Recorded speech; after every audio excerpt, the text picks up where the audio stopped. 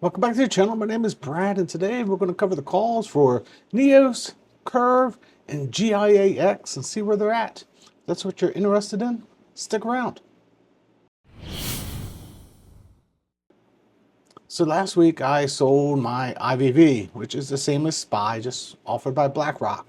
Why did I do that? It fell below the 200-day simple moving average. Now, that's me. I'm older. I don't have time for SPY or the S&P 500 to recover if the economy really takes a bad hit. That's why I did it. Now, if I was 20 and I had 30 years to recover, it might be a buying opportunity. But for somebody that's in retirement, you don't need your capital to erode right in front of you. You take security measures. So where is it today?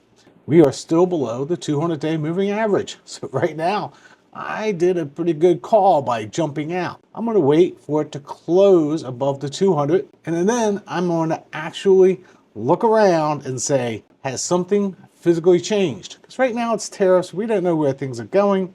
Maybe this is good a week. Maybe they tell us come out a little more dovish, with Powell. Maybe he's a little more dovish. Don't know. But we'll find out. He could tank the whole entire stock market. He could come out and not be dovish and be very hawkish. And if he's hawkish, the market is going to go down. So we will find out exactly how this plays out this week. So let's see what Powell says. Is he dovish or is he hawkish? So anyway, moving on. And I will tell you when I get back into the market, and I might not get back into SPY and the rest of it because I might be looking for a little more defensive move. But we'll see how that plays out.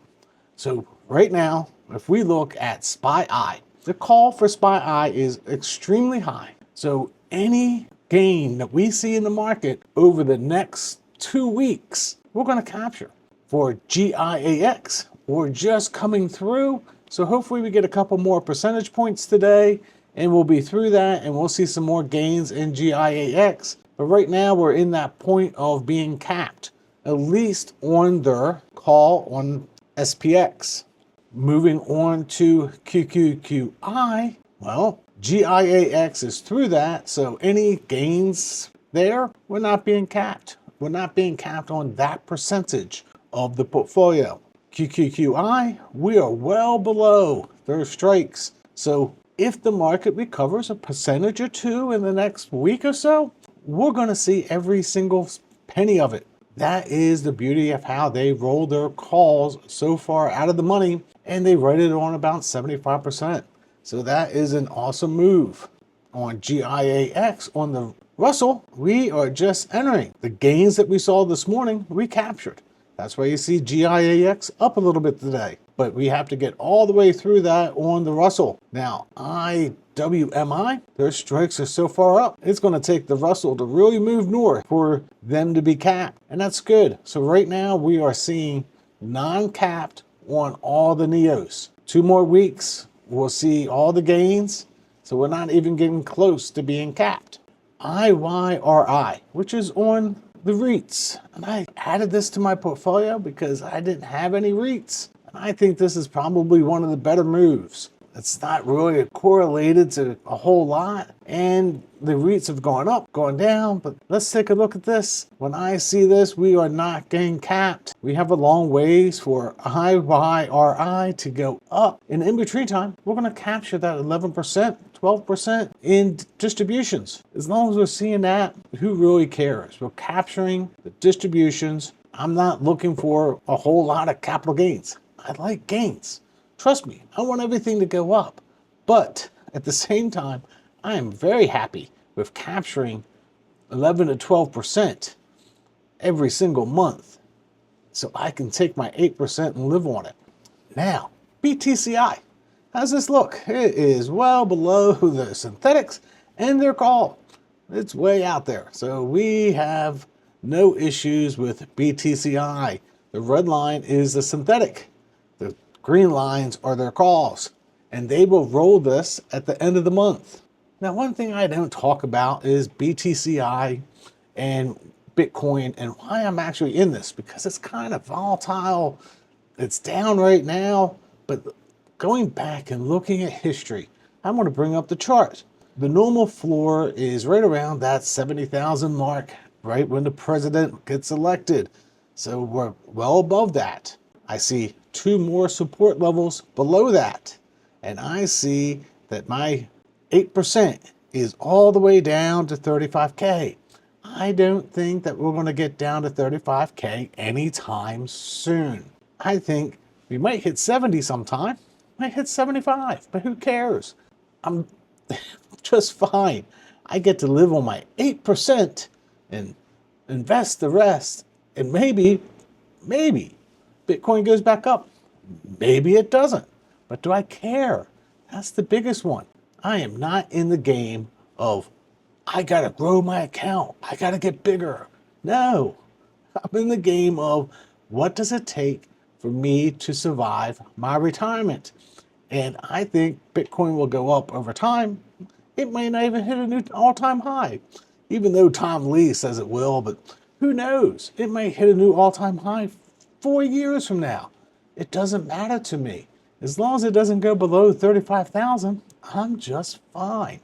And by the way, as I reinvest, that 35,000 line goes down farther and farther and farther. And that is the beauty of this. It goes down farther. So Bitcoin new price might be 34, might be 30 by the time it gets down there, because I'm reinvesting everything after my 8%. Now moving on to KURV. When I look at KURV, they had a terrible month, but we're going to say this: none of the calls are going to go through the strikes. So you're going to see 100% of the premiums. And that's what you're looking for. How does this actually look like on a graph? If I look at AAPY, we're below the synthetic. And all I'm going to say is we have another 2 weeks. So you'll see any gains in the price of Apple. So if Apple goes up 3, 4, 5% because they came out with the new embedded chip in your brain that you can just call somebody or text them by thinking. Amazon, AMZP, you're so far below the strikes, you don't have to worry about it. Goop, which is Google, you're going to capture all the upside. You're seeing it's right at that support level. We've been there before in September, and you're going to see any upside between now and the next 2 weeks. That is the beauty of how KURV works. They work just like NEOS, more or less. MSFY. We're well below. This is on Microsoft. So we're well below the synthetic. You can see that you have tons of room to increase in price. So you will capture any gains in Microsoft. And that's the difference between writing strikes weekly and getting capped, writing them monthly or 7 weeks out and rolling them at 3 weeks before, so you can capture some of these gains. And you'll be able to capture any gains that Microsoft goes up over the next 2 weeks and still get your distributions. NFLP, Netflix. I see this and we are in the middle. So Netflix is not getting capped anytime soon. It's down, it's going back up. But the beauty of this is you're capturing those premiums. And this is why when the market is choppy sideways, you get to outperform the actual underlying. Yes, outperform. Even though the price is down and you took a big hit so far, you're seeing the gains again and you're going to get the distributions. And that is what you're looking for. TSLP, which is Tesla. Tesla is way down, but you can see they're right back down to that support level. You can see that going back to that September, October number. So you're going to capture any movement in the north price as the price goes north. Hopefully the price doesn't go south any farther, but you'll see that with Tesla. It goes up, it goes down. You don't know what's going to happen in the next 2 weeks. They could come out and make some stupid announcement that they're going to Mars and it's all going to be paid for by the government. And you're going to see Tesla stocks skyrocket.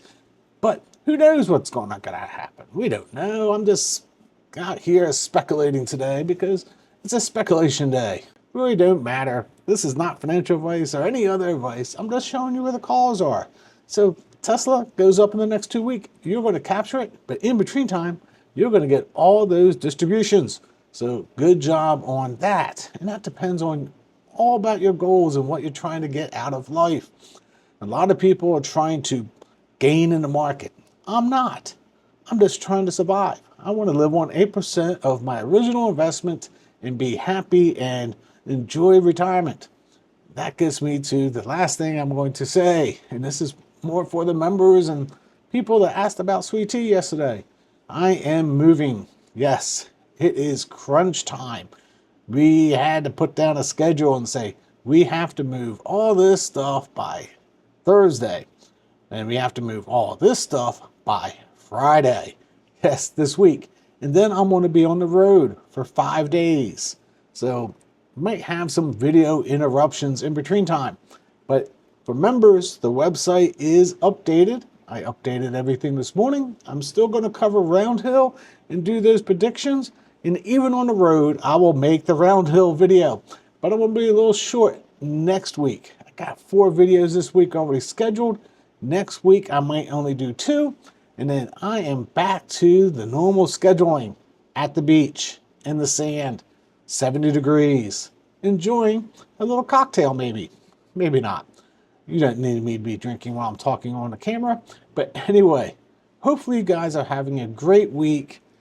It's a great day to be an income investor because you got up this morning. And that is more important than you not getting up this morning. So until next time, God bless.